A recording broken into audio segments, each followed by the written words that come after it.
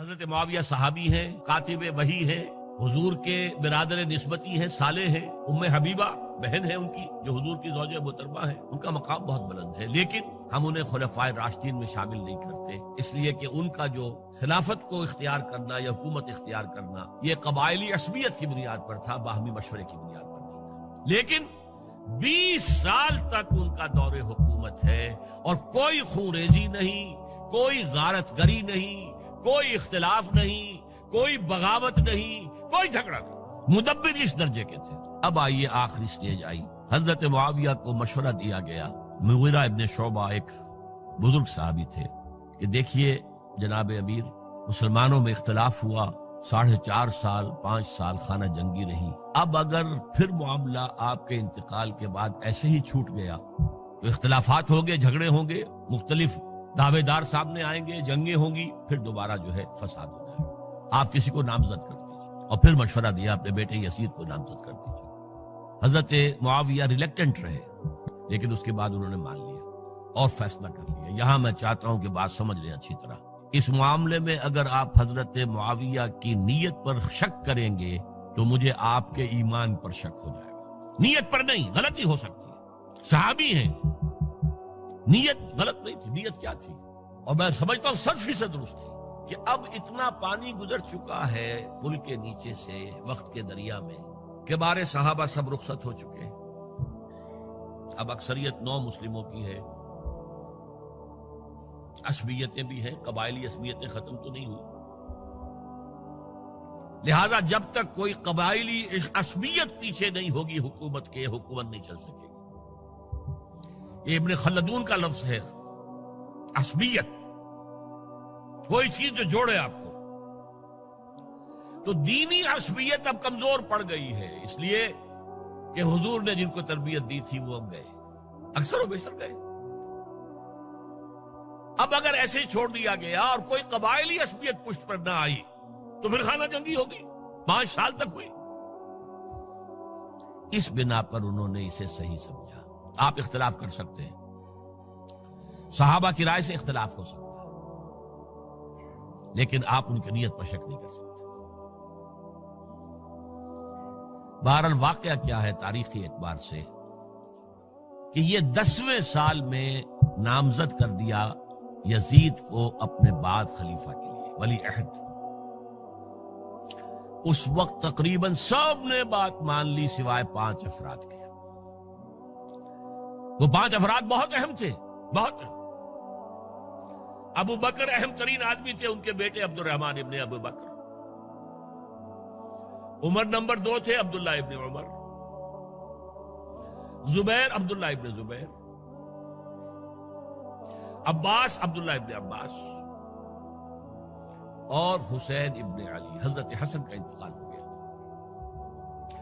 اہل تشیع کا کہنا یہ کہ زہر دیا گیا، واللہ اعلم، میں کچھ نہیں کہہ سکتا۔ میں کوئی تاریخ کا محقق اس معنی میں نہیں، میں موٹی موٹی باتیں جانتا ہوں۔ بہرحال انتقال ہو گیا تھا، 5 آدمیوں نے نہیں مانا، لیکن دیکھیے یہ تھی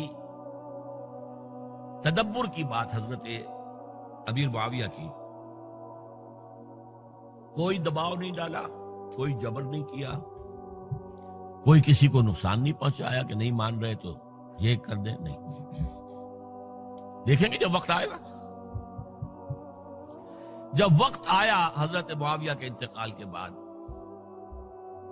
اب ایک صاحب جا چکے تھے، حضرت عبد الرحمن ابن ابی بکر فوت ہو چکے، اب 4 رہ گئے۔ 3 عبادلہ، عبداللہ ابن عمر، عبداللہ ابن عباس، عبداللہ ابن زبیر، ایک حسین ابن علی رضی اللہ تعالی عنہم اجمعین۔ جب بیعت ہو گئی یزید کی تو اب ان کے درمیان اختلاف ہوا۔ یہ بات اچھی طرح سمجھ لیجئے، تاریخی حقائق، موٹے حقائق کو چھوڑ کر باریکیوں میں جب پڑھتے ہیں تو معاملہ غلط ہو جاتا ہے۔ موٹے حقائق کو سمجھیں، جیسے کہتے ہیں میکرو اکنامکس اور مائکرو اکنامکس۔ میکرو ہسٹری جو ہے، 2 ایک طرف ہو گئے، 2 ایک طرف ہو گئے۔ عبداللہ ابن عباس کی رائے ہوئی کہ اگرچہ یہ غلط کام ہوا ہے، یہ قیصر و کسریٰ کی سنت پر عمل ہو رہا ہے، لیکن یہ ایسی بڑی بات نہیں ہے کہ خون ریزی شروع کر دی جائے اور امن و امان ختم ہو جائے۔ یہی بات عبداللہ ابن عمر کی ہو گئی. یہ دو تو یکجا ہو گئے. مصلحت کہہ لیں جو بھی سمجھے، لیکن نیت پر حملہ نہیں کر سکیں گے آپ. دیانتاً انہوں نے یہ سمجھا کہ اب جب کہ ہو گیا معاملہ تو ٹھیک ہے. حرام مطلق تو کہیں نہیں لکھا ہوا قرآن کے اندر کہ بیٹا نہیں ہو سکتا، کہیں نہیں لکھا ہوا. بہرحال ان دو کی رائے یہ ہوئی کہ اگرچہ کام غلط ہے لیکن اتنا غلط نہیں ہے کہ اس کو چیلنج کیا جائے اور اس سے جو ہے خانہ جنگی شروع ہو جائے اور فساد شروع ہو جائے. دو کی رائے یہ ہوئی کہ نہیں، we have to challenge it come what may. Abdullah ابن زبیر، حسین ابن علی رضی اللہ تعالی عنہما یا عنہم، تو یہ دو علیحدہ. ان دو میں اب اختلاف ہوا. عبداللہ ابن زبیر کی رائے یہ تھی کہ یہی مقیم رہو مکے میں، حجاز میں، مکے اور مدینے میں، یہاں سے ریزسٹنس موومنٹ ہم شروع کریں گے، کیونکہ یزید کی خلافت تو دمشق میں تھی، بہت دور. حضرت حسین کو خطوط آ رہے تھے کوفے سے.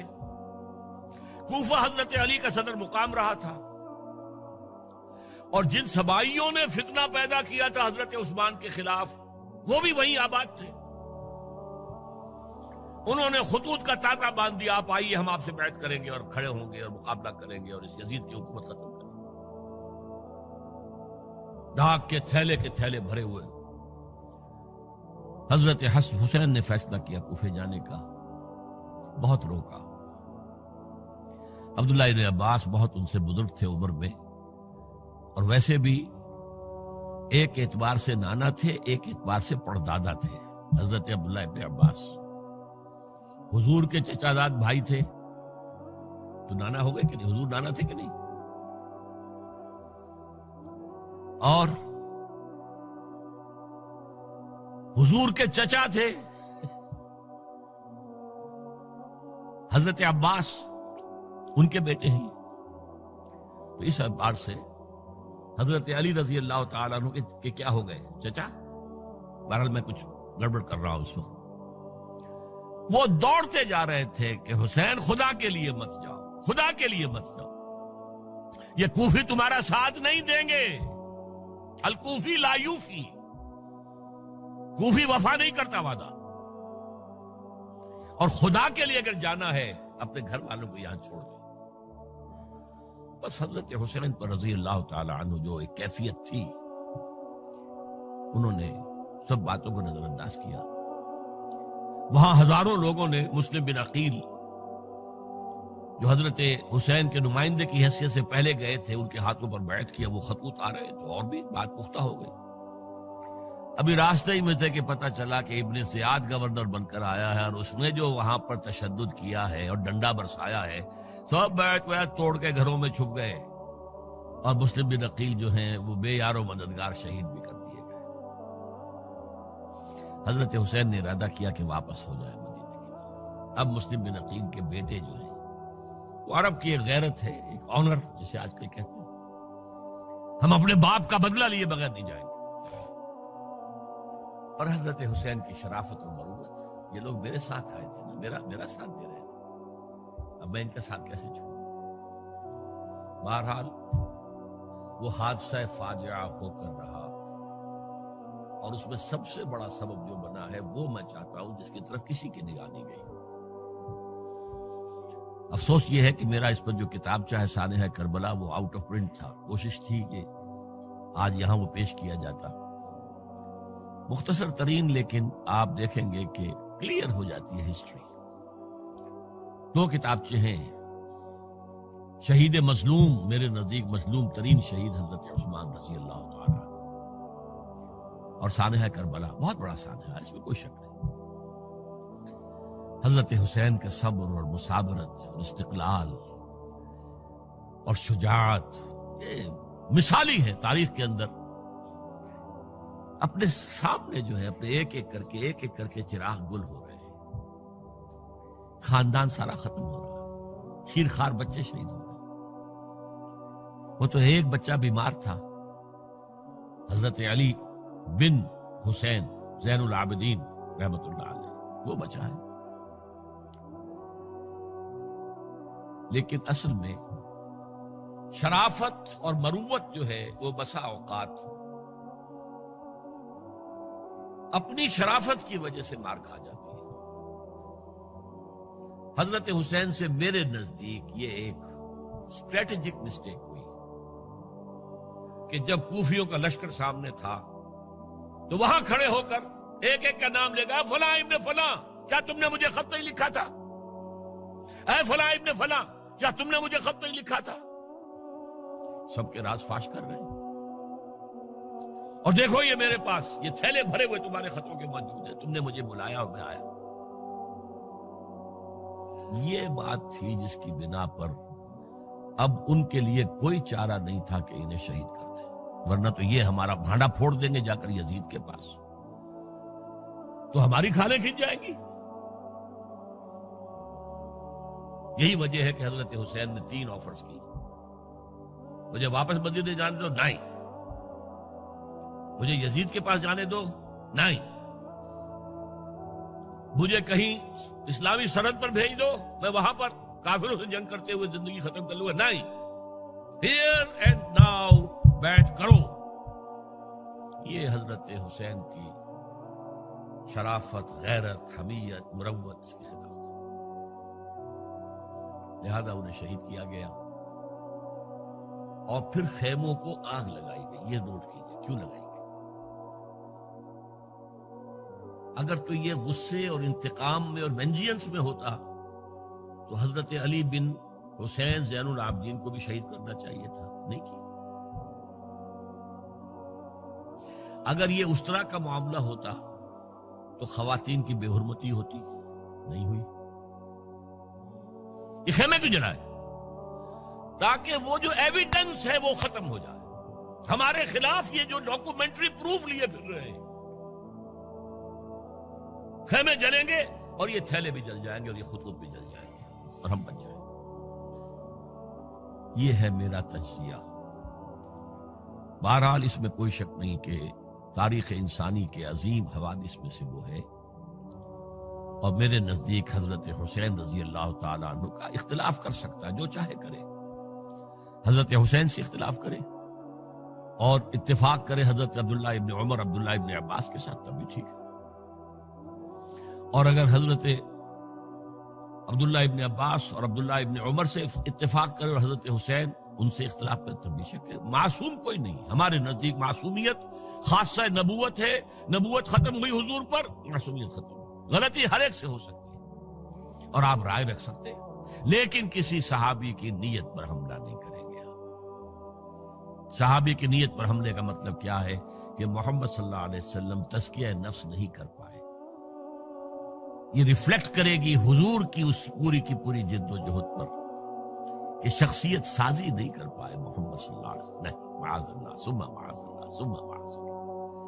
بہرحال یہ ہے تاریخ کے اعتبار سے ہمارے ہاں جو عظیم ترین ذی الحج کے مہینے میں حضرت عثمان شہید ہوئے تھے. 28 ذی الحج کو حضرت عمر پر حملہ ہوا تھا. 1 محرم کو ان کی شہادت ہوئی تھی. 10 محرم کو یہ سانحہ کربلا پیش آیا تھا. یہ ہماری اس ابتدائی تاریخ کے اہم لینڈ مارکس سے جنہیں ہم شہادت کے نام سے جانتے ہیں. لیکن میں اب پھر دوبارہ کہوں گا یہ اللہ کی راہ میں قتل ہوئے. وَلَا تَقُولُوا لِمَنْ يُقْتَلُ فِي سَبِيلِ اللَّهِ أَمْوَاتٌ بَلْ أَحْيَاءٌ وَلَكِنْ لَا تَشْعُرُونَ وَلَا تَحْسَبَنَّ الَّذِينَ قُتِلُوا فِي سَبِيلِ اللَّهِ أَمْوَاتًا بَلْ أَحْيَاءٌ عِندَ رَبِّهِمْ يُرْزَقُونَ.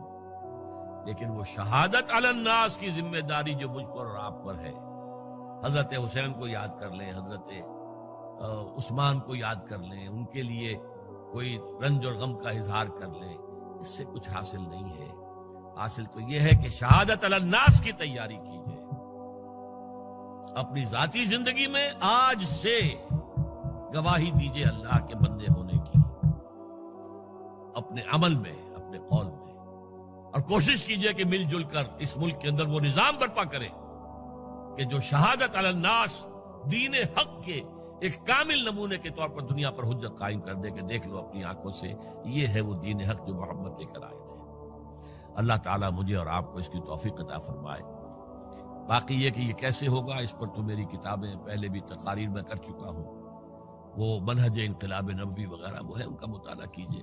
بارک اللہ لی و لکم فی القرآن العظیم ونفعنی وإیاکم بالآیات والذکر الحکیم۔